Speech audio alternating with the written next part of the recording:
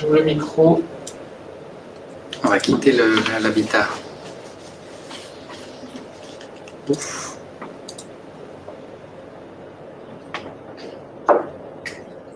Voilà, je reprends là-dessus. Oui. Alors, bonsoir à tout le monde. J'espère que vous êtes toujours avec nous pour cette soirée des rencontres du développement durable à Renan. Nous allons poursuivre la soirée avec un deuxième point fort sur l'alimentation et la consommation. Mais avant de passer à ce point, j'aimerais vous remercier au nom de toute l'équipe ici et de la municipalité pour la richesse et le nombre d'interventions qui ont été notées par vous depuis le début de la soirée. Il y a énormément de remarques, de questions très intéressantes. Malheureusement, dans le temps imparti, on n'arrivera pas à y répondre en direct ce soir. Ce n'est matériellement pas possible, mais sachez que toutes ces questions, toutes ces remarques, ce chat est conservé et servira à l'équipe municipale de base pour alimenter le futur plan climat. Donc c'est une contribution très précieuse. C'est sûr aussi qu'un sondage, une question comme ça ne suffit pas pour prioriser des éléments. C'est des petits clins d'œil pour aider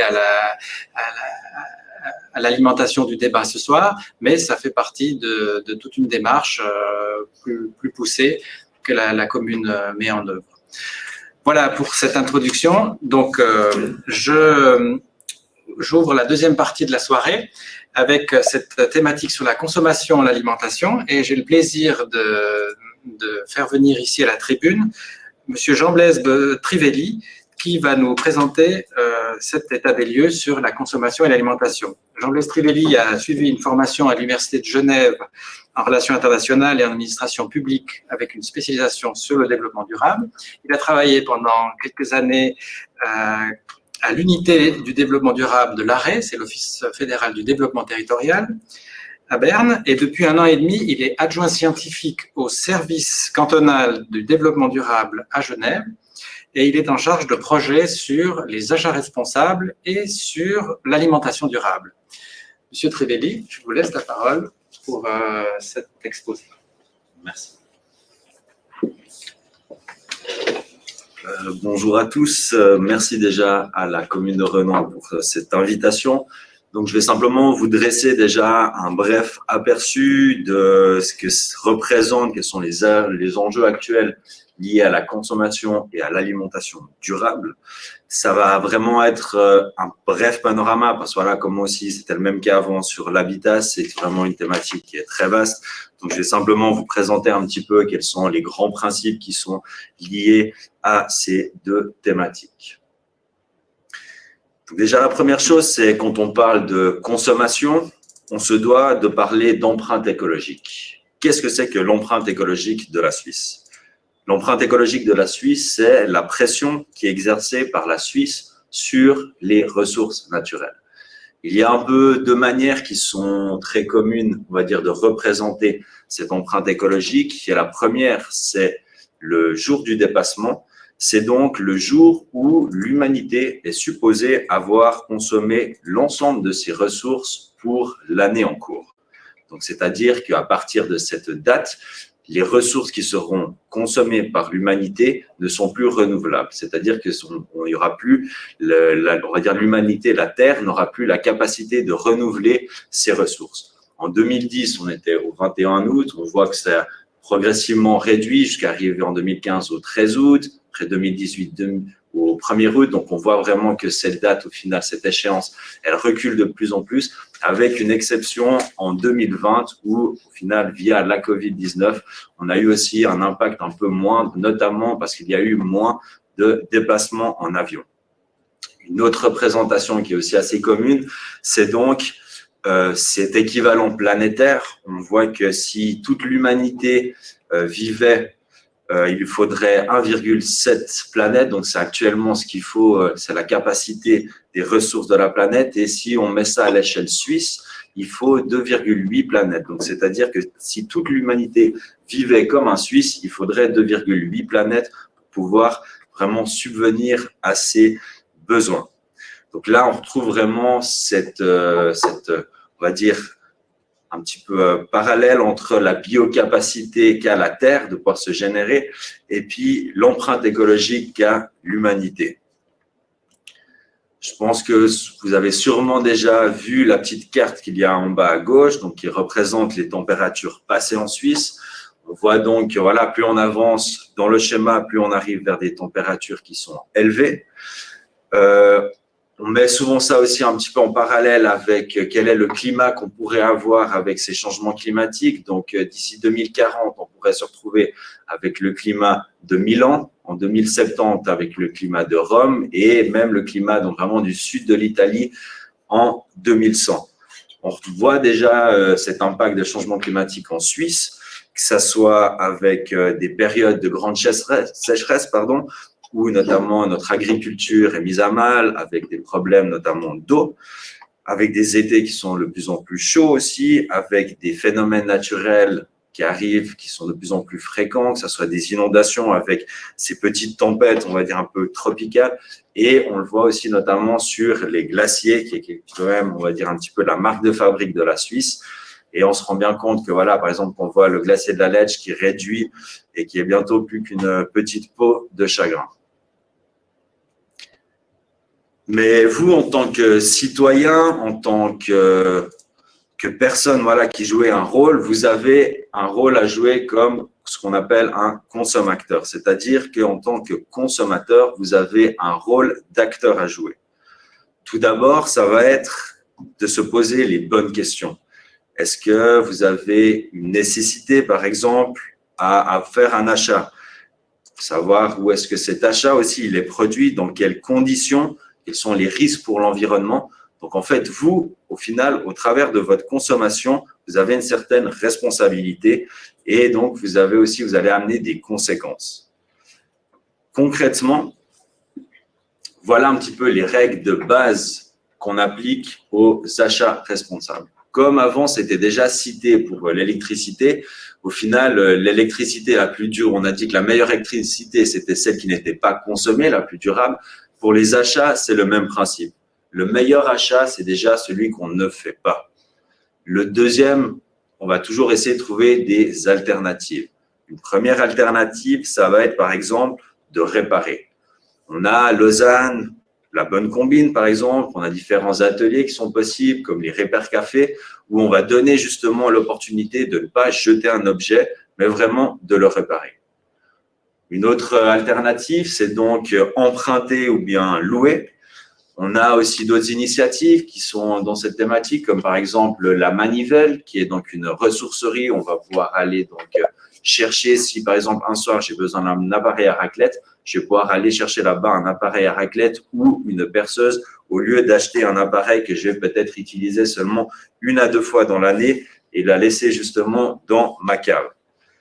Il faut naturellement aussi privilégier les achats d'occasion. Il y a différents sites, Anibis, Ricardo, voilà. Beaucoup de gens au final achètent, mais on retrouve une très grande quantité d'occasion.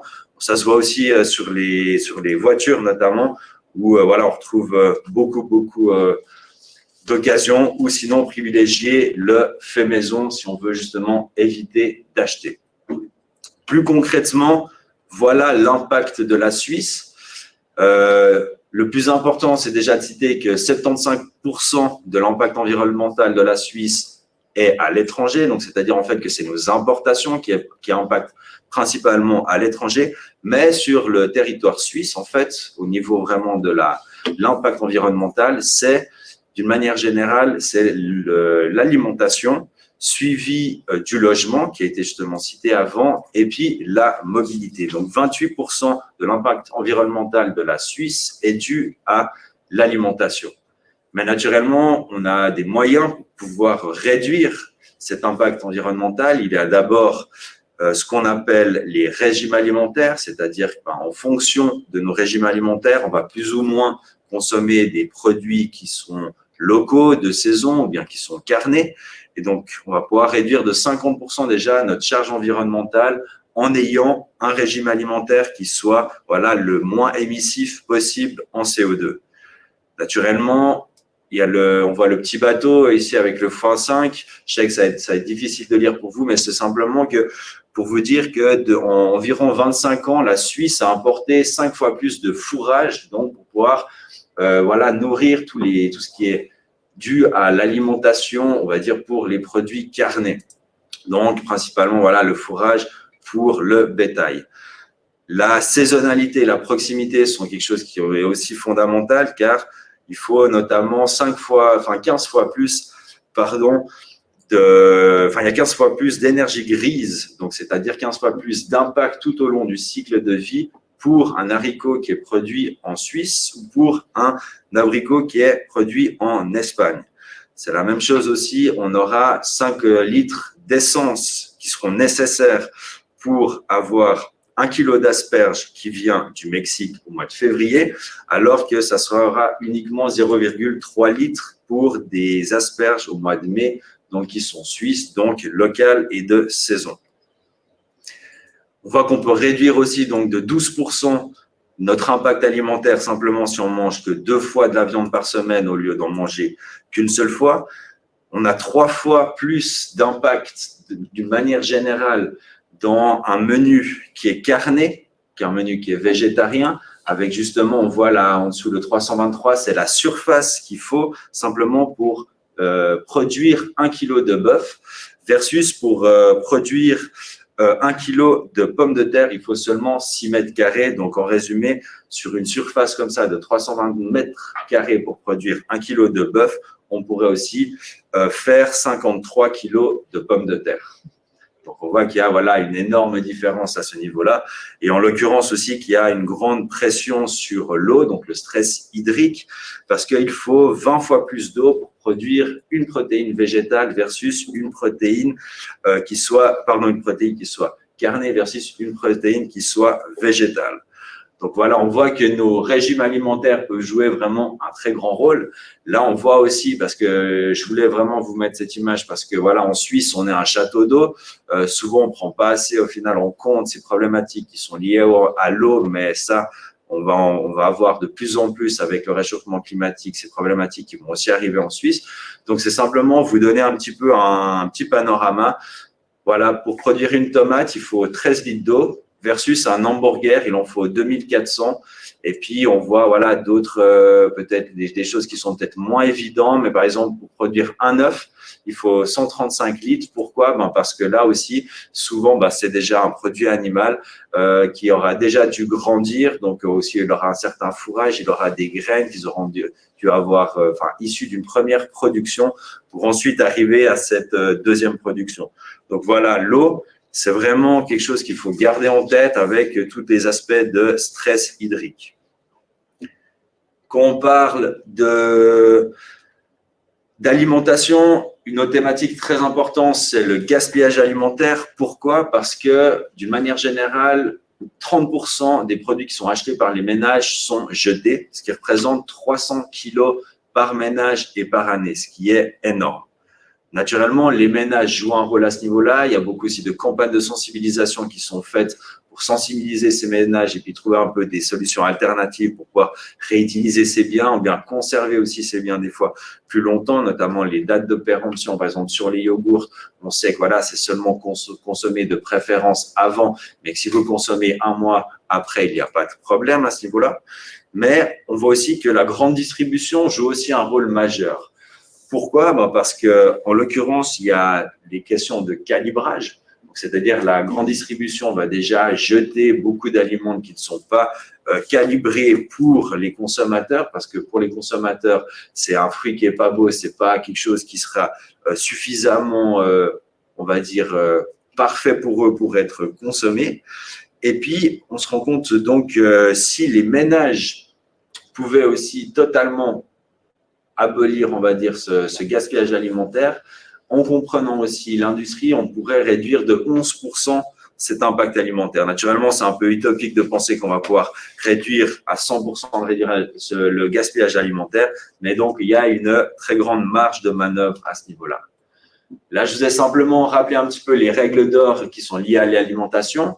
Donc déjà, c'est privilégier les produits de saison, de proximité, c'est donc limiter les protéines animales et puis surtout lutter aussi contre le gaspillage alimentaire. C'est des fois pas facile de savoir, voilà, qu'est-ce qu'on fait juste, qu'est-ce qu'on fait pas bien. Surtout qu'on se retrouve dans un supermarché, par exemple, et qu'on a une multitude de produits devant nous. C'est un petit peu quand même l'objectif de ces grandes surfaces. Mais au final, on ne sait jamais, voilà, qu'est-ce qui est mieux et qu'est-ce qu'il va falloir privilégier si on n'est pas déjà un petit peu aussi sensibilisé à ces thématiques et si on ne connaît pas aussi qu'est-ce qu'il y a derrière ces produits. Donc là, c'est un petit peu différents outils qui ont été développés autant par la FRC que par le VVF pour aider justement les consommateurs dans leur choix de produits.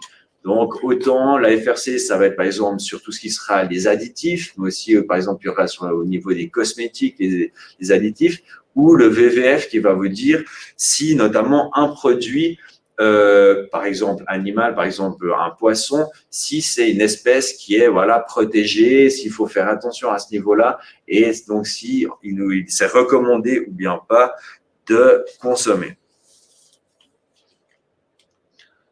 Là, on voit aussi d'autres applications. Je pense que beaucoup connaissent Too Good To Go. Donc, Too Good To Go a comme objectif de lutter contre le gaspillage alimentaire. Principalement, ils ont commencé dans les restaurants. Donc, c'était les invendus des restaurants à midi ou le soir. Souvent, déjà, c'est sous forme de buffet qui étaient donc revendus au travers de cette application. Mais ce qui est aussi intéressant, c'est que maintenant, cette application Too Good To Go est aussi donc, c'était d'abord principalement sur le secteur privé, mais ensuite est parti sur le secteur public.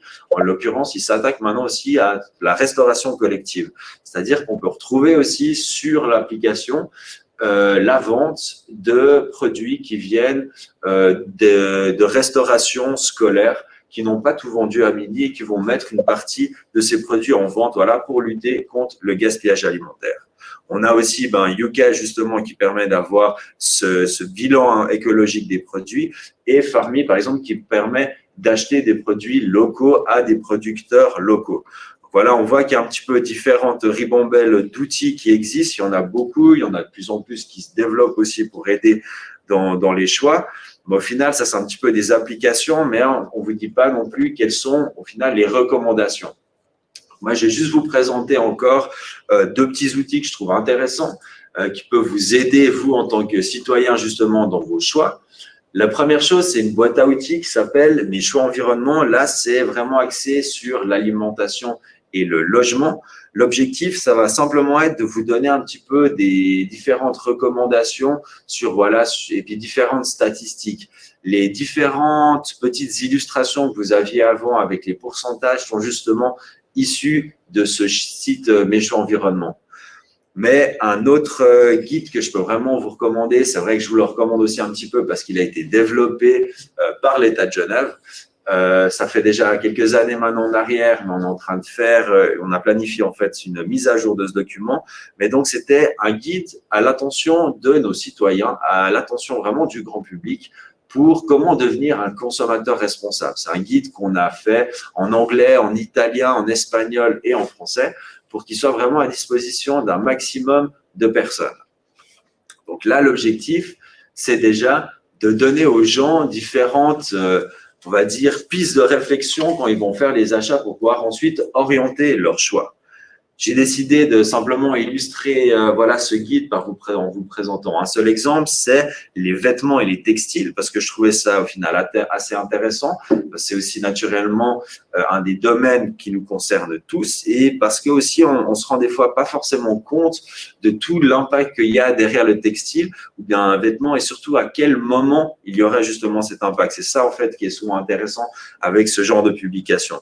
Donc là, on voit que l'impact principal lié au textile et aux vêtements, c'est la production à cause naturellement de l'irrigation des champs de coton, mais aussi des engrais de manière très intensive qui sont utilisés dans ces champs.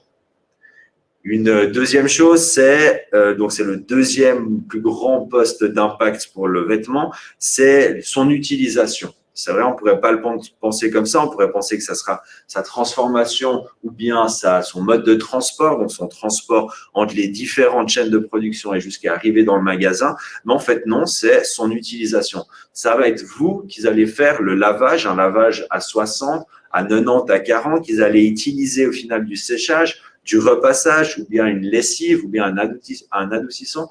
Tout ça va justement avoir un grand impact. Et donc, c'est au final aussi en orientant votre choix au niveau de l'utilisation. Par exemple, pas laver un jeans non plus, peut-être tous les 3 utilisations, mais peut-être tous les 5 utilisations. On va pouvoir grandement réduire cet impact. Et ensuite, on retrouve la transformation qui a aussi un très, très grand impact avec tout ce qui est les différentes étapes, le filage, le tissage, la coupe, la couture et la teinture, etc. Sans oublier naturellement les conditions de travail. Donc voilà, dans cette publication, on retrouve aussi, donc après un peu l'exposé de la problématique, quelques pistes d'action et de réflexion. Donc naturellement, toujours aussi privilégier, si possible, les produits qui sont labellisés, parce que quand on dit labellisé, ça veut dire qu'on a une certaine traçabilité, autant sur les conditions sociales dans la production, mais autant aussi sur les risques liés à l'environnement. Ensuite, comme j'avais dit avant, la première question déjà qu'on doit se poser aussi, c'est sur la nécessité d'acheter justement ce bien. Est-ce que j'ai réellement besoin d'acheter un 5e t-shirt ou est-ce que les 4 que j'ai déjà dans mon armoire suffisent? Et en l'occurrence aussi, une autre recommandation, c'est acheter des choses qui sont indémodables. Parce que voilà, si on achète des choses qui sont basiques, on pourra réutiliser d'une année à une autre et qu'on ne suit pas une mode ou un trend, c'est quelque chose qui sera aussi beaucoup plus durable et souvent plus de qualité. Là, ce n'est pas indiqué, mais il faut naturellement aussi privilégier des alternatives, que ce soit la deuxième main. Donc voilà, on retrouve souvent maintenant des magasins qui vendent de deuxième main. Et aussi, une autre piste de réflexion serait de pouvoir emprunter à quelqu'un. C'est-à-dire, une question tout bête, mais si par exemple, je dois une seule fois avoir une robe rouge ou bien un pantalon noir pour un événement particulier, au lieu d'acheter ça, je vais pouvoir déjà m'adresser à mes amis, savoir si quelqu'un ne pourrait pas me mettre à disposition cette robe rouge ou ce pantalon noir au lieu de l'acheter. Voilà quelques labels aussi qu'on trouve justement au sein des textiles. Et puis, ça me permet justement juste de rebondir sur quelques projets et puis actions qui sont déjà mis en œuvre au sein de la commune de Renan, simplement pour vous donner un petit peu des petites idées comme ça pour la suite et qui touchent justement à la consommation ou bien aux déchets. Donc, on a par exemple la commune de Renan à la distinction Fair Trade Town. La distinction Fair Trade Town permet justement de dire que la ville fait vraiment attention à ces aspects sociaux, qu'il y a des magasins qui vendent des produits qui font attention justement à cette chaîne d'approvisionnement social. On a tout ce qui est aussi des paniers bio déjà, on a les bons gourmands, donc c'est au final des petits plantages qui sont locaux, on a des plateformes de partage de vélos. On a aussi d'autres actions qui sont liées aux déchets, qui sont par exemple réparer plutôt que jeter. Donc là, on est vraiment dans ce mode un petit peu Repair Café. Donc voilà, éviter d'acheter, mais déjà, première chose, déjà voir si c'est réparable. Comme on a dit, la bonne combine aussi qui fait ce genre de choses. On a toutes ces campagnes contre le littering, contre les déchets. Donc par exemple, la campagne Respect de Renan. Et puis, un aspect qui est aussi très important pour moi, c'est que là aussi, on a parlé beaucoup au final du citoyen, mais c'est aussi l'exemplarité de la commune. La commune aussi joue un rôle important et doit jouer aussi un rôle important, autant au niveau justement de ses achats. Donc justement, la ville de Renan a une directive pour des achats communaux, donc c'est justement aller vers plus de durabilité au niveau des achats. Elle a aussi décidé d'avoir des imprimantes qui sont partagées. Donc là, on se retrouve dans la mutualisation. Donc, on va, par exemple, c'est aussi possible de louer un service à ce niveau-là. Il y avait tout ce qui est le reconditionnement des postes informatiques. Donc là, c'est donner une deuxième vie à ces postes informatiques qui vont être reconditionnés et qui vont pouvoir ensuite être remises en vente. Par exemple, moi, dans le cadre privé, j'ai un ordinateur qui était reconditionné, qui était un ancien ordinateur de l'État. Et puis, pour mon utilisation privée, cela me va parfaitement. Il y a naturellement aussi toute la question du papier recyclé et puis la question aussi de l'entretien, où là, la ville de Renan utilise des produits qui sont Aquama, qui sont des produits, en fait, c'est seulement de l'eau et du sel qui est électrifié. Et donc, on va avoir aucun produit chimique qui va être utilisé pour l'entretien. Donc voilà, ça c'est simplement un petit peu quelques pistes de réflexion.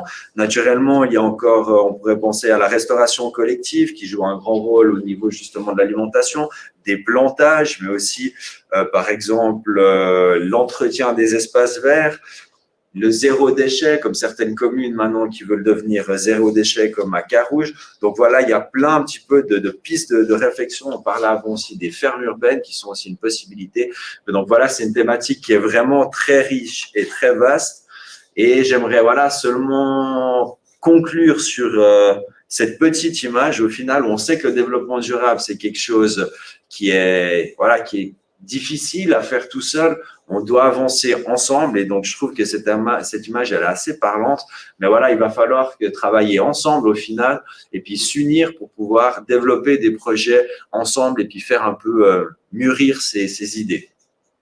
Je vous remercie tous pour votre attention et je suis donc à disposition si vous avez des questions. Merci.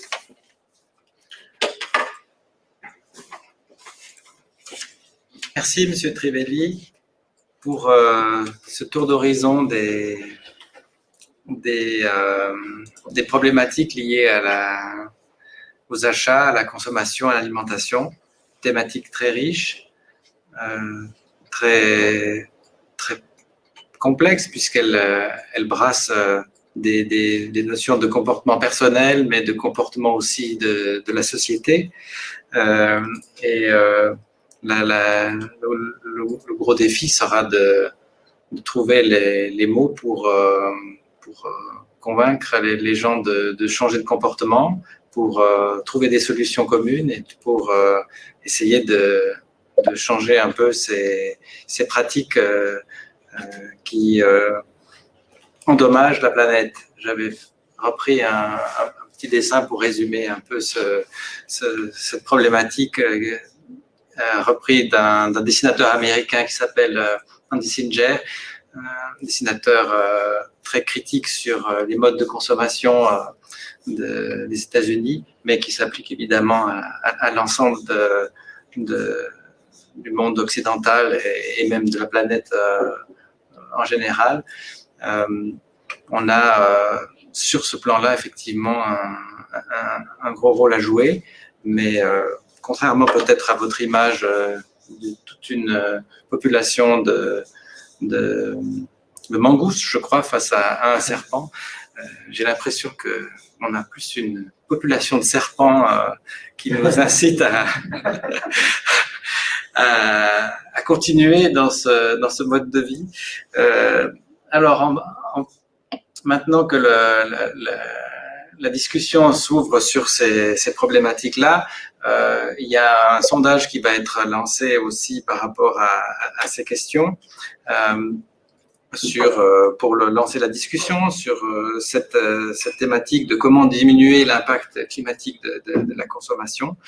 Et vous verrez apparaître très vite deux questions au public qui permettront un peu de cibler nos pratiques de consommation. Dans quel type de commerce faites-vous habituellement vos achats alimentaires? Et puis aussi, prenez-vous en considération la provenance de vos achats quand vous faites les courses? Voilà quelques-unes des questions qui seront aussi, vous pouvez y répondre évidemment en direct ce soir, mais qui sont aussi au cœur d'un sondage qui est proposé aux habitants de Renan dans la prochaine édition du journal communal. et que vous pouvez remplir sous forme papier dans cette édition du mois de décembre, ou bien sur le site internet, l'adresse internet du site qui sera indiquée, de le remplir en ligne. Ça, ce ne sont ce soir que quelques extraits de ce sondage, mais si vous le remplissez de manière intégrale, eh bien ces réponses aussi vous seront très utiles pour alimenter les réflexions de la commune sur ces questions-là. J'aimerais déjà donc peut-être lancer le débat avec une question qui est posée par un participant. Faut-il favoriser ou obliger? Parce qu'on a vraiment là une question philosophique même par rapport à notre comportement. Est-ce que vous pouvez y répondre en partie, M. Trivelli, sur cette question de fond?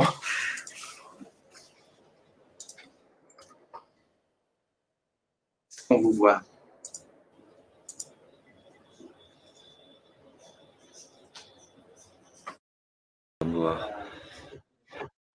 Donc,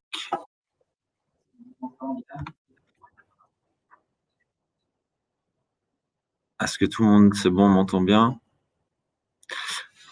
Alors, c'est un petit peu toujours la question, mais moi, je suis vraiment plutôt pour justement inciter les gens. C'est-à-dire que je pense quelque chose qui peut vraiment être contraire au développement durable et justement à la bonne mise en place de ces actions, c'est des freins.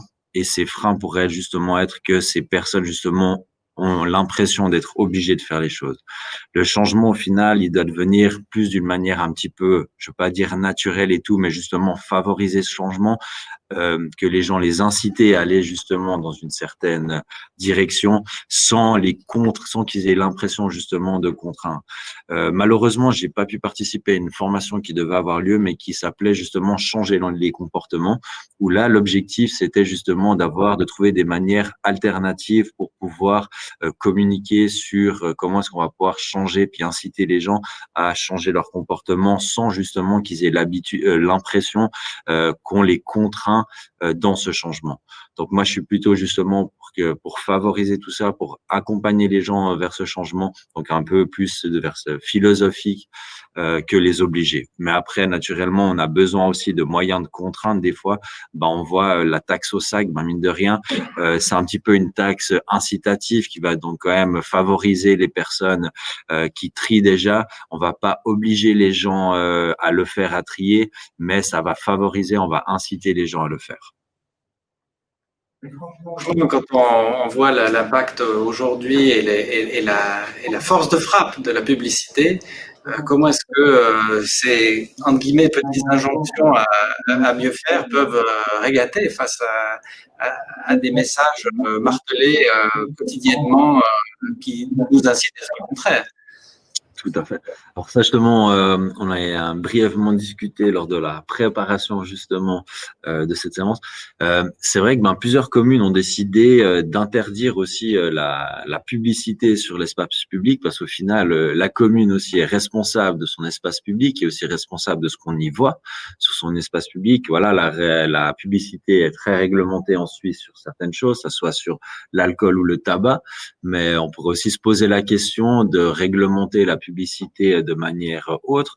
Par exemple, c'est vrai que quand on voit un bus qui circule à l'électricité ou des transports publics au niveau local qui représentent quand même au final un petit peu les services publics et qui sont brandés aux couleurs d'une compagnie aérienne orange, on pourrait se poser par exemple la question s'il y aurait pas d'autres publicités peut-être plus adéquates ou peut-être d'autres messages qu'on pourrait faire justement passer à la publicité, sur ces bus.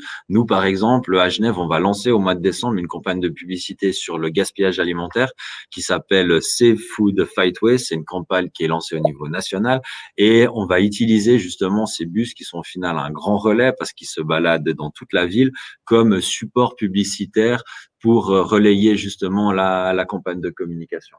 Donc, je pense, en effet, les supports publicitaires pourraient être utilisés à bien meilleur escient qu'actuellement.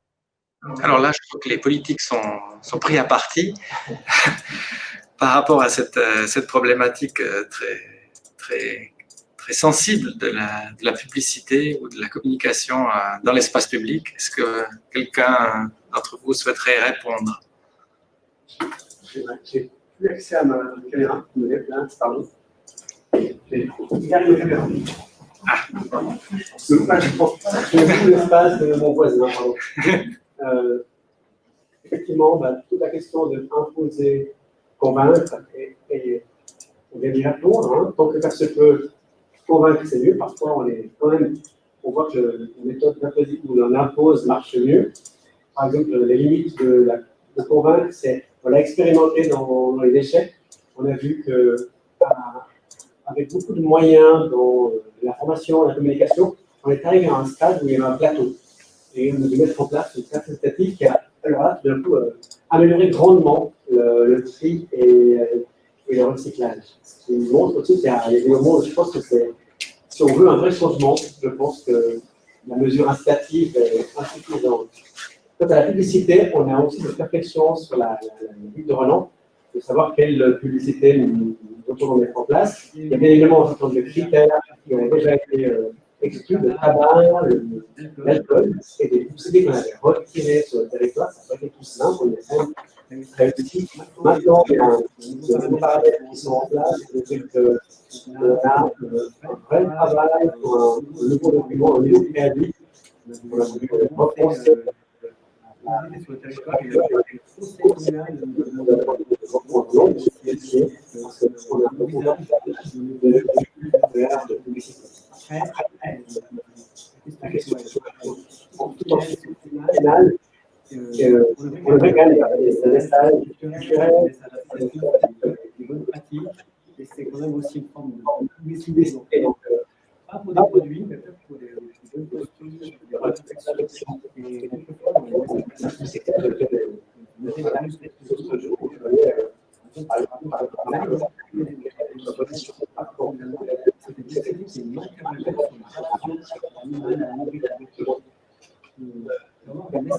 le message positif, le message qui nous on doit les garder. Mais voilà, on y travaille, on va regarder.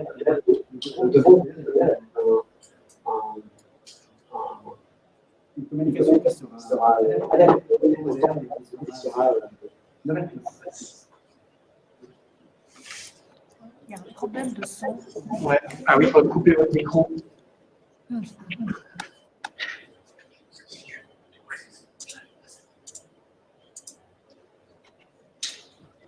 On peut reprendre ou est-ce qu'il y a un problème de son, paraît-il? Non. En fait, il faut que chacun coupe son micro quand il ne parle pas, puis réactive le micro quand il parle. D'accord. Alors effectivement, la question de la publicité dans l'espace public est un enjeu crucial. Il y a certaines communes qui ont fait le pas et qui ont supprimé l'affichage publicitaire, mais pas l'affichage culturel ou d'information. Alors évidemment avec des pertes de revenus, mais une volonté politique forte pour démarchandiser, entre guillemets, l'espace public. C'est certainement une piste à suivre.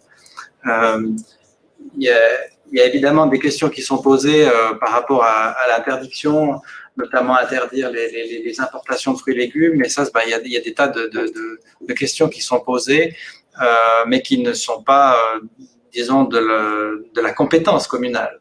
Donc, on va devoir aussi, dans ces réflexions-là, se limiter aux compétences communales. Il y avait une question qui était posée sur des cantines végétariennes. Alors là, je pense que ça vaudrait la peine de questionner ce point-là, parce que c'est vraiment organisé souvent par la commune. Quelle est votre expérience à Genève, Monsieur Trivelli? Alors, justement, nous, on a fait en l'occurrence en printemps 2019 un projet pilote justement avec différents établissements et notamment aussi des cantines scolaires pour proposer des menus avec des bilans carbone qui soient plus bas et pour lutter contre le gaspillage alimentaire. Quand on parle de menus végétariens aussi, il faut pas oublier un label qui est très important et dont il y a un peu une obligation au niveau justement des restaurations, la restauration collective scolaire, c'est le label fourchette verte. Et le label fourchette verte, c'est quand même assez contraignant, donc il va imposer un certain nombre de protéines, etc., de féculents. Et donc, il y a certaines contraintes qui sont liées à ça. Et ce qu'il faut bien dire aussi, c'est que si on propose du 100% végétarien, c'est une très belle chose, c'est quelque chose qui est tout à fait louable et puis souhaitable, mais ça va être très, très difficile à mettre en œuvre. Parce que déjà aussi, ce qu'il faut bien dire, c'est que dans la tête de certaines personnes, c'est quelque chose qui est très bien, mais dans la tête d'autres, de parents d'élèves, par exemple, on va vite se retrouver face à un frein et puis une opposition et qui vont se poser la question, mais pourquoi est-ce que moi, mon enfant, il n'a pas le droit d'avoir justement ces petites voilà apports en protéines carnées. Et nous, en fait, une des réflexions qu'on a aussi eu à ce niveau-là, c'est qu'on voulait pas retirer 100% des produits carnés des cafétérias scolaires. Pourquoi? Parce que certains enfants, ils ont peut-être pas l'opportunité de manger des produits carnés ou de qualité ailleurs que dans les cantines scolaires. Et donc ça, c'est aussi une des réflexions qui est assez importante et qu'il faut garder en tête, c'est que pas tout le monde non plus n'a forcément les moyens ou bien de bien manger, etc. Et donc ça aussi fait partie au final de notre réflexion et c'est pour ça qu'on s'est dit l'objectif c'est de réduire au maximum ces plats carnés, mais pas les supprimer à 100%. Mais pour ça aussi, il faut former le personnel. On a mis aussi en place des formations pour les cuisiniers, c'est-à-dire que l'objectif qu'on va présenter et proposer des menus végétariens, c'est pas d'enlever simplement la pièce carnée dans un menu, mais ça va être de penser vraiment le menu en soi végétarien tout en respectant l'équilibre alimentaire. Donc, c'est aussi ces apports en protéines, que ça soit végétal, etc. Et donc, cet équilibre alimentaire. Donc en fait, nous on prône beaucoup plus justement une réduction vraiment de ces menus carnés, penser local et de saison parce que tout ça c'est aussi un énorme impact et puis lutter contre le gaspillage alimentaire mais sans non plus être 100% dogmatique et puis en arrêtant à 100%. Parce que aussi ce qu'il faut bien se dire c'est que on essaie de travailler avec une production qui soit locale mais nous qu'on travaille à l'échelle du canton, on parle de l'alimentation, on va travailler avec le service cantonal de l'environnement, mais on va aussi travailler avec l'office cantonal de l'agriculture et de la nature, de l'office de promotion des produits agricoles, qui eux représentent aussi au final les milieux agricoles, mais autant les maraîchers que ceux qui produisent de la viande. Et donc on se trouve aussi un peu face à ce dilemme aussi. Quelle est la position de la commune de Renan ici par rapport à cette marge de manœuvre sur les cantines?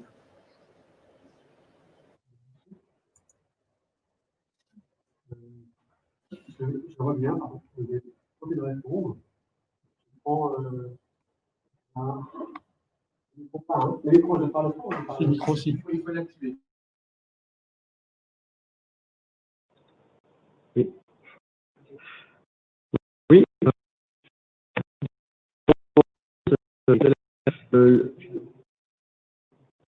Le label qui est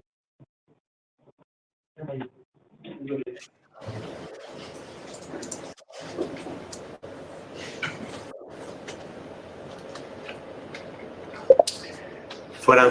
À ma connaissance, dans les cantines de la ville de Renan, depuis quelques années déjà, on se préoccupe d'alimentation et le label Fourchette Verte, c'est un label qui est régulièrement mis en place. Et il y a effectivement des cantines scolaires dans lesquelles les personnes qui nous déléguons le mandat de les approvisionner sont très sensibles justement aux produits locaux, aux produits saisonniers et bien évidemment à un équilibre alimentaire. Et je pense que là, on est à un niveau très intéressant de respect, de durabilité. Voilà. Et tout ce que je peux dire sur ce point-là. Puis justement, ça va juste de rebondir.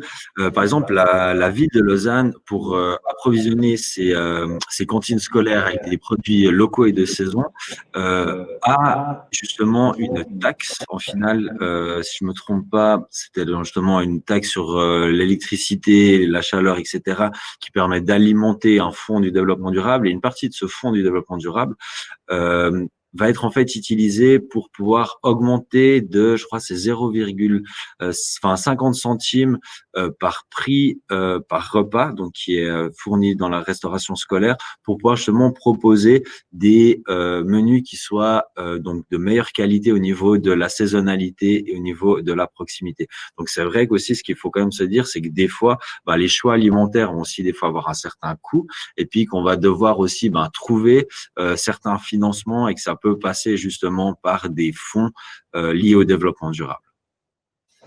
Extra, merci bien pour ces précisions. Il y a un autre point qui est soulevé par les participants et que j'aimerais bien thématiser sur la table ronde maintenant, c'est la question des marchés qui touchent à l'approvisionnement en produits locaux de proximité et de saison. Et là, il y a un enjeu clairement fort qui est exprimé par les gens sur la nécessité de faciliter l'accès à ces produits et d'organiser des marchés à plusieurs endroits en ville avec plus de commerçants, avec éventuellement une charte pour respecter ces engagements. Est-ce que ce genre de projet est développé à Renan et quelles sont les possibilités de renforcer ce type d'accès? Alors, je reprends la parole à nouveau pour parler des marchés. On a des contacts réguliers avec les personnes qui viennent animer le marché de Renan. On est aussi régulièrement, nous, municipaux, sur ce territoire. On entend directement les propositions et des maraîchers et des marchands et de la clientèle. On a depuis quelque temps la volonté forte de faire de ce marché un lieu où les représentants des labels bio, Terre Nature et autres sont très présents. On a actuellement 3 à 4 maraîchers qui amènent vraiment des produits locaux. On est sensible aussi à ce qu'ils viennent d'un territoire proche de la ville de Renan et on y est actuellement, on a réussi à faire cela. On a la volonté effectivement de le maintenir, de le renforcer. Avec le Covid aussi, on a pris conscience de l'importance de ces espaces. On a voulu les garder le plus longtemps possible à la première phase de confinement. Et puis les règles cantonales nous ont contraints à les fermer. Maintenant, ils sont ouverts, on a espacé les espaces. On a la volonté de le renforcer, de les animer plus. Après, il faut bien évidemment que pour que le maraîcher trouve son compte, quand il se déplace, il ait aussi une clientèle suffisante pour qu'il puisse amortir ses frais. On a un samedi qui marche bien. On a un mercredi aussi qui est assez fonctionnel. Pour avoir plus, il faudrait vraiment qu'il y ait un mouvement de population qui soutienne aussi ceci parce que, clairement, je l'ai dit, le maraîcher doit trouver un rendement à sa mobilité. À titre d'exemple, dans le quartier que j'habite, sur les nord de Renan, nous avions quelquefois un marché du mercredi, mais ce marché s'est un peu estompé parce qu'à l'époque, la clientèle était trop faible pour que le boulanger ou le maraîcher vende suffisamment de produits pour amortir son déplacement et le temps qu'il y passe aussi. Donc, s'il y a une volonté de la population forte, s'il y a une volonté, on peut imaginer renforcer les marchés, mais il faut que ce soit un mouvement mixte.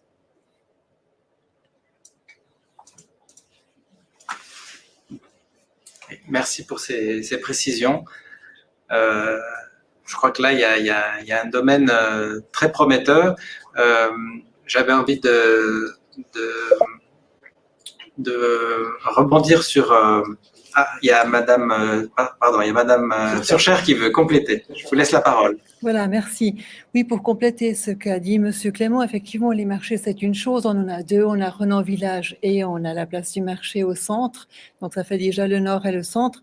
Mais ce n'est pas le seul moyen de faire la promotion de nos producteurs locaux. On a les paniers bio aussi, dont on a parlé. On en a 2 différents déjà à Renan Pourquoi pas en ouvrir encore un ou deux dans d'autres endroits de la ville? Ce serait tout à fait imaginable. Et puis, j'ai vu qu'un de nos spectateurs a parlé aussi des incroyables comestibles. Nos bons gourmands, en fait, sont partis de cette idée-là, c'est d'installer, en fait, des bancs sur des places de parc. On parlait de la place de la voiture, qu'elle occupe trop de place, en fait, en ville et qu'on pourrait rendre cette place-là à d'autres activités. Eh bien, avec ces bons gourmands, justement, on a permis aux gens de s'asseoir sur ces places de parc et de manger ce qui se produisait dans le petit bac qui était à côté du banc. Donc, les idées, il y en a. Et puis, effectivement, on n'est pas obligé de se concentrer que sur les marchés. Il y a aussi encore d'autres possibilités de faire la promotion de nos producteurs. Il y a une piste qui existe et que j'aimerais peut-être entendre M. Trivelli en parler. C'est le cas de la ville de Meyrin, dont on a déjà eu l'occasion de parler dans la soirée, qui a développé un nouveau quartier durable. C'est le quartier des Vergers. Et dans ce quartier, s'est installé un supermarché participatif paysan. Et là, on peut imaginer que des pistes semblables se développent dans des nouveaux quartiers qui verront bientôt le jour à Arnan. Est-ce que vous pouvez en dire quelque chose sur ces initiatives, M. Trivelli? Alors déjà, à Genève, on a une grande chance, c'est qu'on a un label qui s'appelle GRTA. C'est Genève Région Terre Avenir. Donc c'est un label en fait qui certifie que les produits qui sont justement issus de ce label sont produits sur le territoire de Genève et puis justement voisins. Et qui sont donc voilà des produits saison, etc. Donc c'est-à-dire qu'on a déjà une grande, on a différents paysans qui ont cette labellisation et qui sont donc mis ensemble pour pouvoir vendre au travers de ces coopératives leurs produits sans les vendre à la grande distribution, mais donc en les vendant uniquement à ces coopératives. Donc on évite naturellement, on est tout de suite dans les circuits courts, on va éviter les intermédiaires, ce qui veut dire aussi que souvent le paysan va être mieux rémunéré au final, mais aussi le client va pas payer plus cher que ce qu'il paierait au magasin parce que cette marge aussi est au final réduite. Donc la marge que se ferait la grande distribution est réduite et donc autant le paysan que le consommateur final est gagnant et ça permet naturellement beaucoup plus un lien de proximité entre la ville et la campagne parce que ça met vraiment en relation un petit peu ces paysans, ces producteurs, ces maraîchers avec ces utilisateurs directs et puis les personnes qui sont donc dans ces magasins peuvent aussi vraiment informer sur d'où viennent ces produits. On a vraiment, on va dire un petit peu presque le visage d'un agriculteur sur un produit et donc c'est quelque chose qui marche vraiment bien. On a aussi à Genève développé, il y a une ferme urbaine qui est justement un peu une ferme mais à mode vraiment pédagogique. Donc là, c'est vrai que c'est plutôt pour revenir un petit peu sur ce lien entre la ville et la campagne, mais beaucoup maintenant de jeunes et puis d'enfants sont déconnectés un petit peu de ce qu'ils ont dans l'assiette. Ils se rendent pas compte de tout le processus qu'il va falloir avoir entre le champ et l'assiette. Et donc, ça leur permet un petit peu de se rendre compte d'où vient une tomate, comment est produite une tomate, quels sont les différents processus qu'il faut derrière et qu'est-ce que c'est que l'alimentation. Parce que c'est vrai que maintenant, je pense que beaucoup de jeunes, on pourra leur montrer un hamburger, ils savent ce que c'est, mais on pourra leur montrer une betterave, ils ne sauront pas dire, par exemple, voilà, le nom concret de cet aliment. Donc, c'est vrai que c'est aussi une manière de reconnecter les jeunes, parce qu'au final, c'est les futures générations qu'il faut aussi éduquer maintenant, et donc leur donner un petit peu ces armes pour pouvoir, aller vers une alimentation qui est plus durable. Alors, vous avez prononcé le mot de ferme urbaine. Je crois que c'est aussi un sujet qui est en gestation à Renan. Est-ce que quelqu'un voudrait répondre à ce sujet-là? Madame Surcher? Oui, effectivement, la commune possède une ferme à Renan-Village qui était jusqu'à présent louée à des locataires. Mais enfin, voilà, on pense effectivement la mutualiser et en faire une ferme pédagogique qui permet, comme vous l'avez dit, aux classes, aux garderies, aux APEMS de venir et de participer en fait au processus de culture en fait de ce qu'ils vont manger. Ils pourront transformer aussi ces produits sur place. Donc effectivement, j'adhère tout à fait à ce qui a été dit par mon collègue Genevois. C'est précisément ce que nous prévoyons de faire à Renan d'ici quelques temps. Donc, malgré l'exiguïté du territoire et le peu de surface agricole, il y a une marge de manœuvre réelle faisable pour encourager ce genre de pratique. Madame Mestre? Oui, alors, je dois mettre encore le micro, je crois que c'est bon, pour dire que cette ferme permettra, en lisant en parallèle l'ensemble des questions et commentaires qui affluent, on voit qu'il y a beaucoup d'idées qui sont transmises tout au cours de cette soirée. Et je peux imaginer que par rapport à la personne qui dit qu'elle a trop de pommes, qu'elle souhaiterait avoir une plateforme pour pouvoir les échanger, ou bien promouvoir ce qui se cultive de particulier, ou etc., que ça pourra vraiment prendre place dans cet espace qui deviendrait une véritable vitrine de ce qu'on peut faire en termes d'agriculture urbaine à Renan. Renan étant une toute petite ville sur 3 km², on peut s'y déplacer à pied facilement et je peux imaginer que ça deviendrait à partir de là un véritable lieu d'échange, de réflexion et de partage. C'est un changement de paradigme qui a cours et puis qui pourra prendre place et forme à ce niveau-là. Il existe d'ailleurs une association suisse romande qui s'appelle Cultive-toi, je crois, ou qui se propose justement de récupérer et de cueillir les fruits ou les légumes des jardins qui sont pas récoltés. Et même dans des espaces très urbanisés, il y a un gros potentiel d'amélioration du rendement. Mais j'aimerais peut-être disons, aborder à l'approche de la dernière phase de ce débat des questions aussi liées à l'autre bout de la consommation, c'est l'aspect des déchets. Il y a tout un mouvement aujourd'hui sur la limitation des déchets, sur la réduction de ces déchets. Et là, je pense qu'il y a aussi une grande marge de manœuvre qui peut être mise en œuvre, notamment par les communes. Monsieur Trivelli, vous m'avez parlé du cas de Carouge aussi sur Genève. Alors en effet, donc en Suisse, il y a une association qui s'appelle Zero Waste Switzerland, qui donc ambitionne de proposer un peu leur concept à différentes communes qui veulent justement lutter contre les déchets, la production de déchets donc vraiment à la source. Ils vont donc ils vont vraiment, l'objectif de Zero Waste, c'est vraiment de proposer autant de référencer les différents établissements qui font partie de la démarche, donc que ça soit des restaurants qui par exemple vont proposer des box qu'on va pouvoir réutilisables pour les invendus, que ça soit les magasins qui sont en vrac, etc. Donc, ça va être différentes, on va dire, initiatives qui sont sur le niveau communal qui vont être référencées, mais il y aura aussi différentes pistes d'action pour justement les citoyens pour pouvoir mettre en place et puis appliquer ces différentes recommandations pour, au final, au sein d'un ménage, produire aussi le moins de déchets possible. D'une manière générale, on se rend compte que si maintenant on trie bien tous nos déchets, que en fait les 90% des déchets qu'on a dans notre poubelle, c'est lié aux emballages, le plastique qu'on achète, qu'on va à la Migros, etc., des produits qui sont suremballés. Et donc ça, la commune en fait fait un très gros travail à ce niveau-là pour proposer justement des alternatives. Nous, on est aussi en train de travailler à Genève sur comment est-ce qu'on pourrait réintroduire au sein du canton de Genève la consigne, notamment au sein des bouteilles.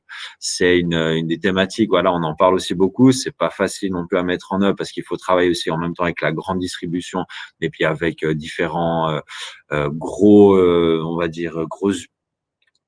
producteurs à ce niveau-là. Et donc, actuellement, on est en train de regarder avec les vignerons, ceux qui font des bières et des jus de fruits, les sirops, etc., sur comment est-ce qu'on pourrait justement ramener la consigne pour les boissons à Genève. Donc, c'est aussi d'autres un petit peu pistes comme ça de réflexion.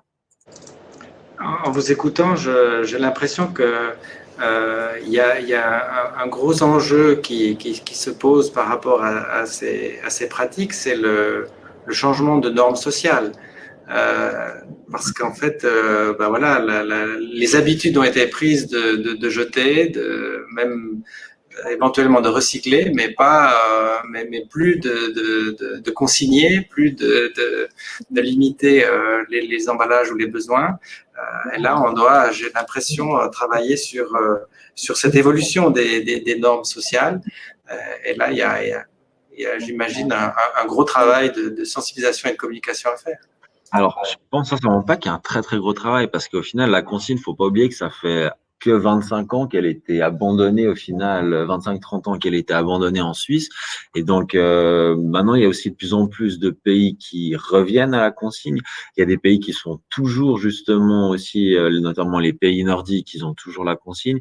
Il y a d'autres régions et ça peut aussi, en fait, nous, on voit aussi un peu ça comme une opportunité, la consigne. Pourquoi? Parce que ça permettrait en l'occurrence de développer, par exemple, la bouteille de vin genevoise pour la mettre en avant, comme en Alsace, par exemple, il y a actuellement 3 grosses brasseries qui mutualisent, donc ils ont toutes les trois les mêmes types de bouteilles pour pouvoir avoir un circuit de bouteilles chaque fois les avoir consignées, les remettre dans le circuit. Et en l'occurrence, ces bouteilles, c'est aussi un petit peu représentatif de la région et un peu la marque de fabrique de la région. Ça se fait pas pour les bouteilles de vin justement alsaciennes comme on a l'habitude, etc. Mais on pourrait très bien s'imaginer, comme on a la bouteille de vin vaudoise, avoir une bouteille de vin genevoise avec un calibre qui soit un petit peu différent, mais qui permet aussi au final de mettre en avant un certain produit du territoire genevois. Donc il faut voir les opportunités qu'il y a derrière ces changements.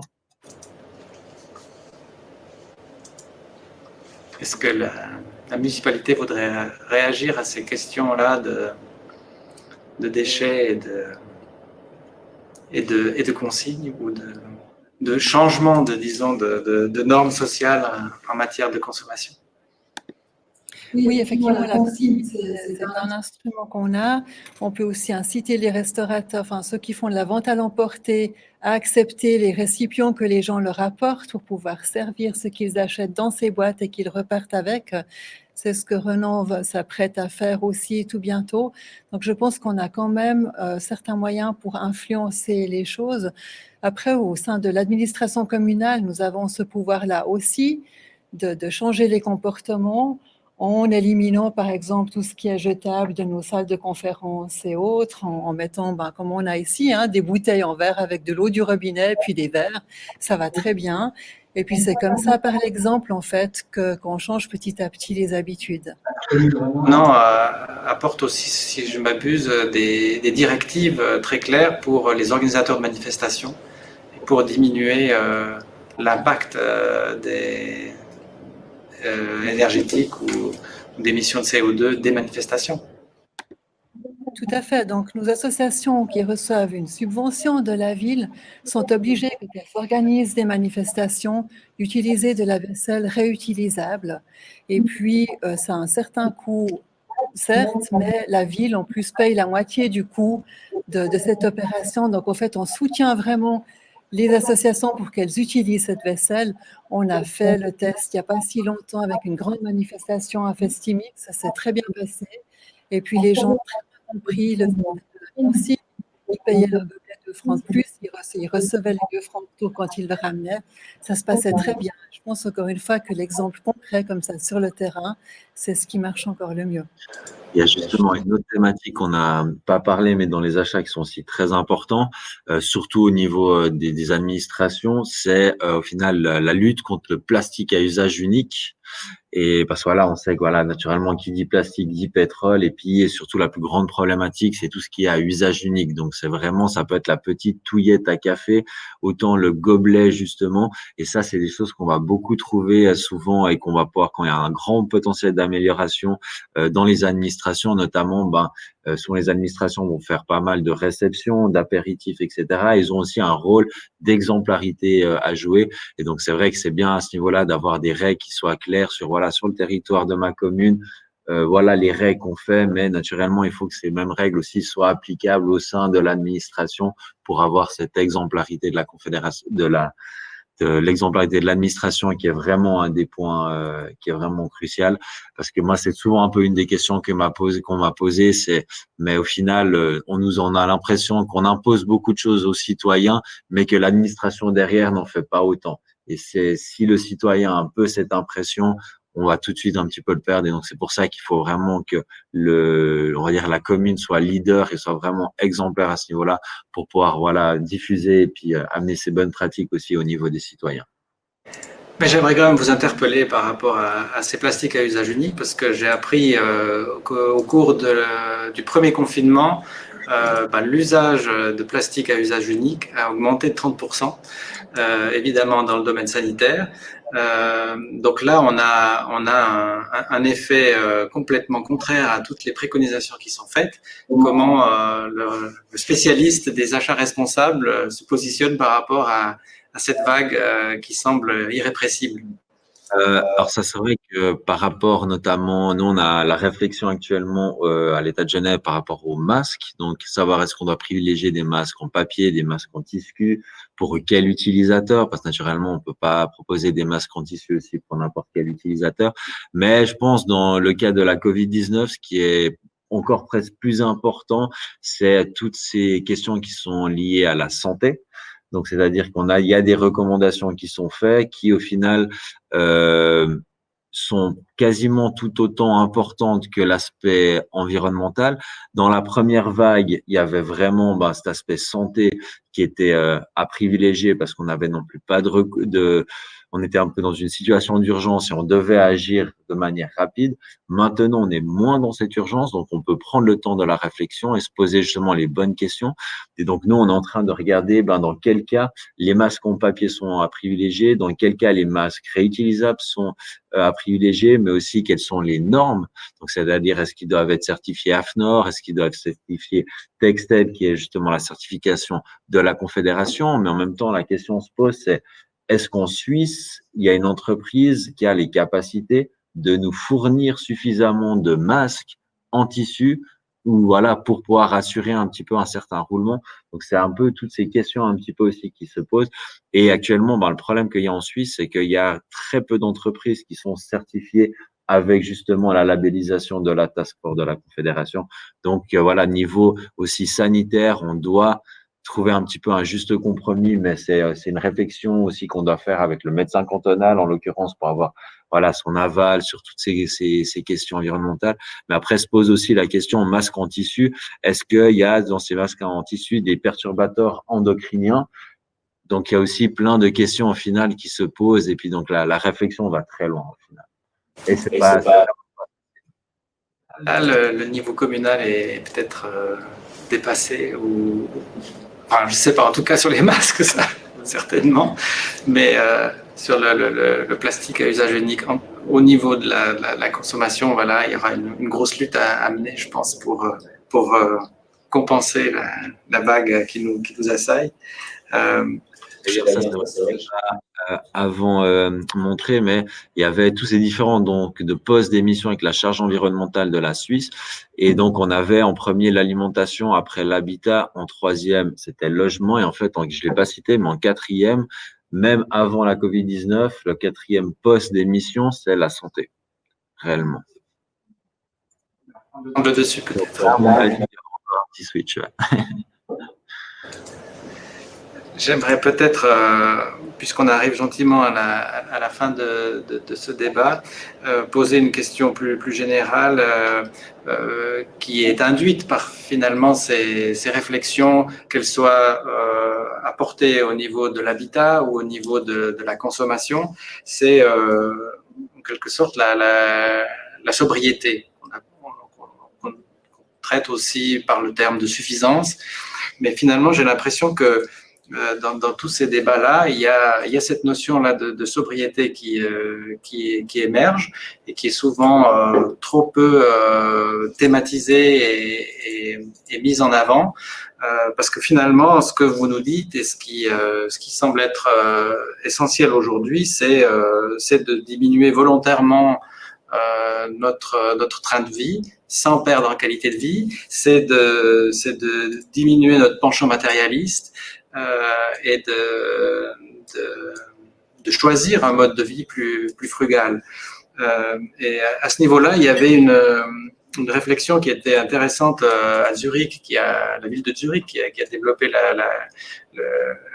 très fort la question de la société à 2000 watts et qui avait développé aussi un questionnaire pour les gens en leur demandant quel était leur niveau subjectif suffisant. Que ce soit en termes justement de surface par habitant, en termes de consommation de viande par semaine, de déplacement en avion ou même de minutes de smartphone par jour. Là, je crois qu'il y a tout un mouvement à mettre en œuvre. Est-ce que pour la commune, il y a, selon vous, une marge de manœuvre pour mettre en place une véritable politique de sobriété? Est-ce que nos élus pourraient répondre à ces questions-là? Enfin, si. Monsieur Clément se déplace. Oui, je veux me risquer. Sur ce débat qui vient de déboucher sur le lien entre la consommation et la santé, moi, il y a aussi des liens forts à ce que nous disions tout à l'heure. Je suis intimement convaincu qu'une alimentation plus respectueuse, plus équilibrée, nous fait vivre mieux en santé. On voit que dans le monde, on a un peu deux problèmes. C'est à la fois l'obésité, une malnutrition versus une sous-nutrition. Mais quand on regarde comment le monde évolue, on a toujours plus de gens qui se nourrissent mal, de produits qui sont mal industrialisés, qui contiennent des aliments qui ne sont pas sains. Donc, il y a aussi à l'alimentation de qualité, il y a aussi un bénéfice pour la santé, pour le vivre mieux, le vivre plus longtemps. C'est donc une vraie démarche. Et par rapport à la sobriété, oui, je pense qu'il faut revenir à un nouveau paradigme. Pendant longtemps, effectivement, je ne suis pas très âgé, mais nos parents étaient déjà un peu plus écolos que nous l'étions. Il y avait moins ce besoin de consommer. Ce besoin de consommer, d'avoir toujours plus gros, et on le voit dans le monde des voitures, a quand même été extrêmement impulsé par notre système économique actuel. Aujourd'hui, on parle d'élargir les routes parce que les voitures sont plus grosses. On est devenu quelque part un peu malade de la consommation. Et je pense que pour vivre ensemble, vivre bien, je pense qu'il est indispensable qu'on s'interroge sur cette nécessité de sobriété heureuse, comme M. Rabi l'évoque, parce que je pense que il y a des pistes pour un bonheur partagé. Et j'aimerais aussi faire un petit propos sur le niveau de salaire des gens. Je pense qu'on est dans un monde où on a accepté de telles discrépances au niveau des salaires que pour certains, c'est juste difficile de se nourrir bien. Et pour d'autres, ils ont tellement d'argent que c'est impossible de le dépenser correctement sans avoir beaucoup trop.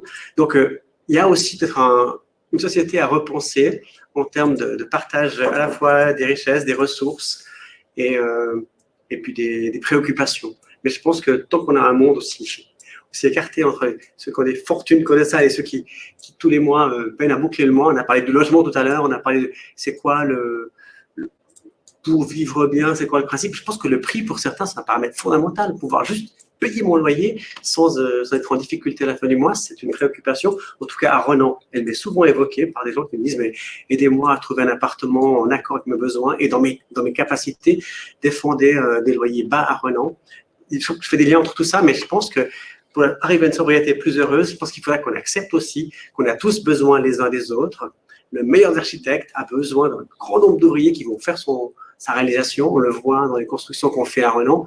On met souvent en avant les personnes qui ont fait les projets, et c'est des beaux projets, mais ceux-ci ne se réalisent pas sans des gens qui sont le matin sur les chantiers ou actuellement sont sur les traverses de train à préparer le saut de mouton dont on a tant besoin pour la mobilité Renan-Lausanne. Remettre du vivre ensemble aussi, du respect dans ces personnes qui sont indispensables, mais parfois plus reconnues dans leur salaire, et qui, elles aussi, pourront vivre plus sobrement quand elles auront une reconnaissance différente. Merci, M. Clément, pour ces propos. Je crois que vous avez en fait fait la conclusion de ce débat. Vous l'avez à peine anticipé de quelques secondes, mais vos propos résonnent parfaitement avec ce qui a été dit autour des tables là, et avec le petit dessin de Tom Tirabosco que je vous propose de partager en guise de conclusion.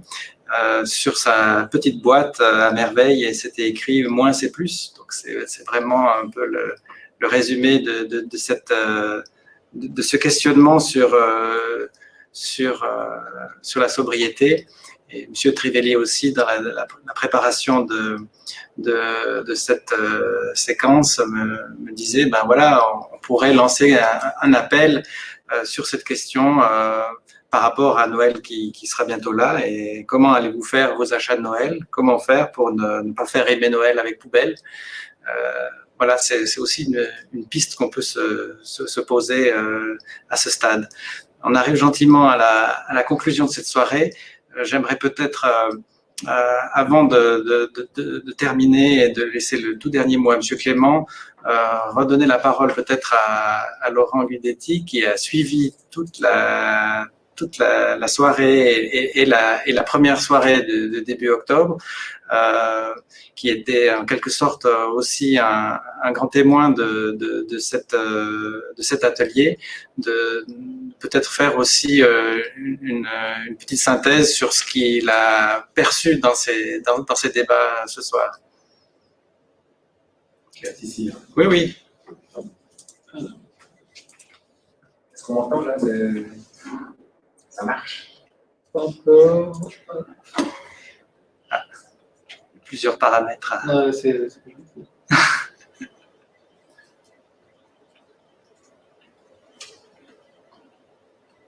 Voilà.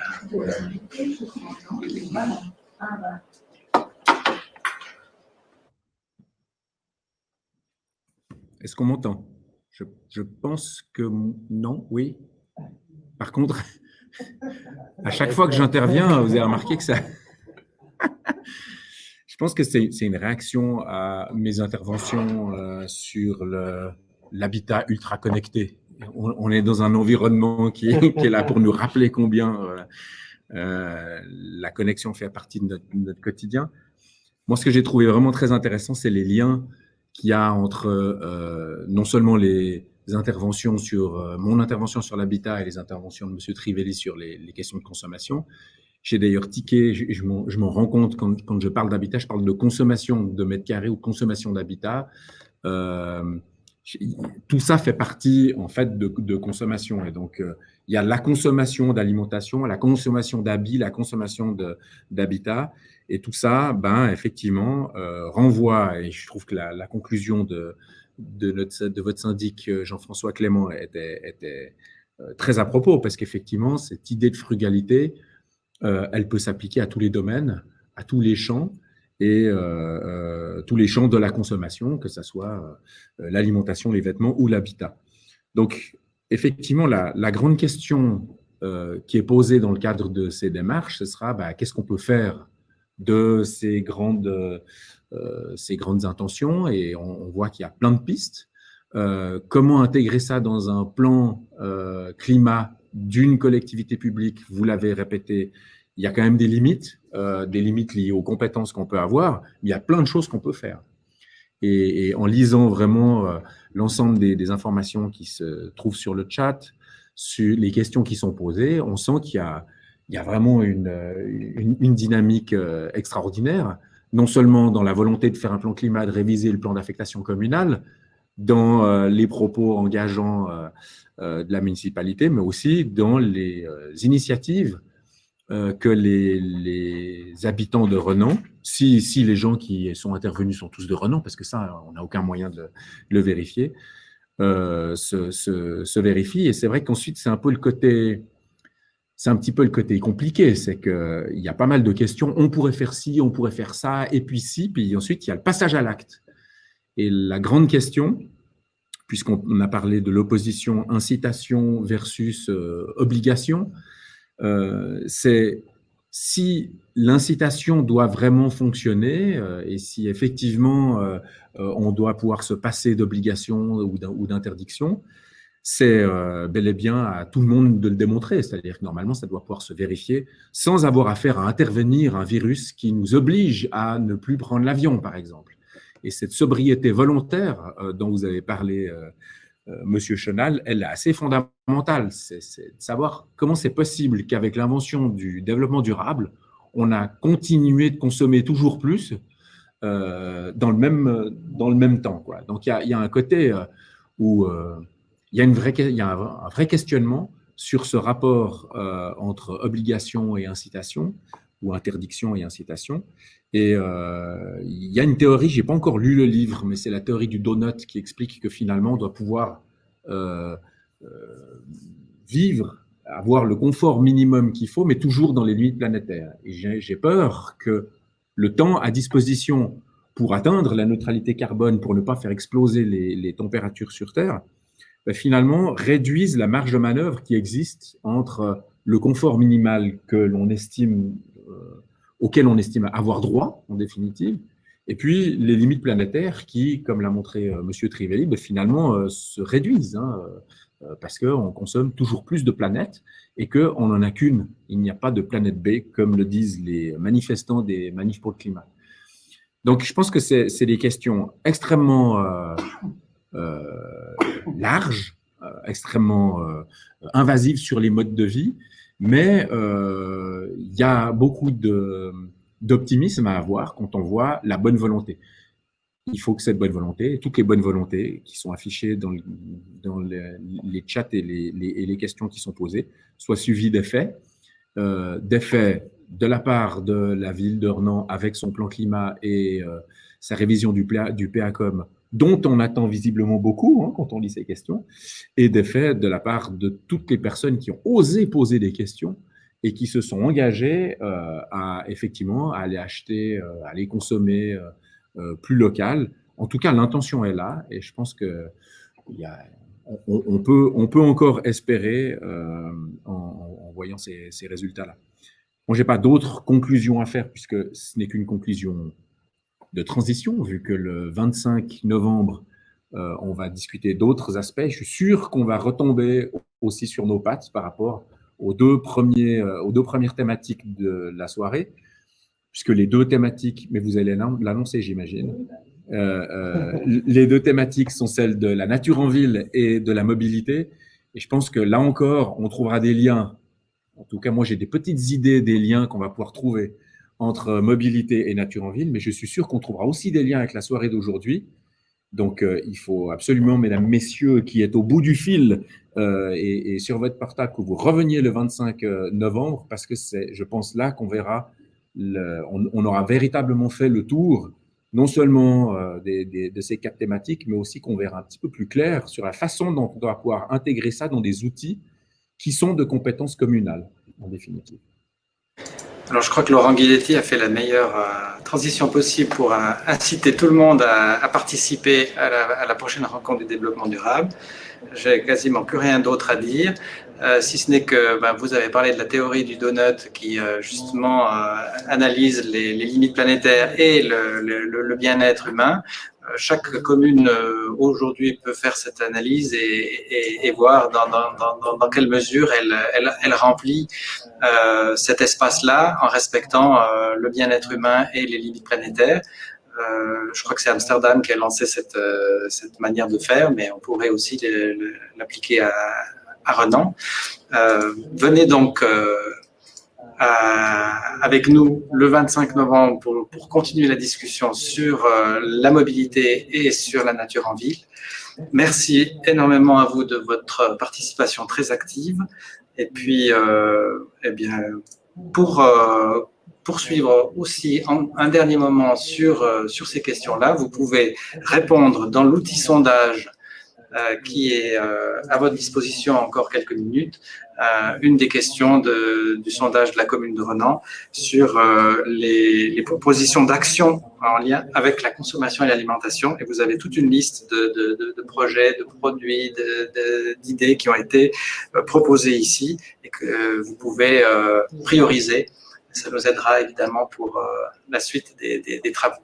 Merci infiniment à tous à distance et à vous tous ici présents au SIE pour cette très belle soirée et à très bientôt.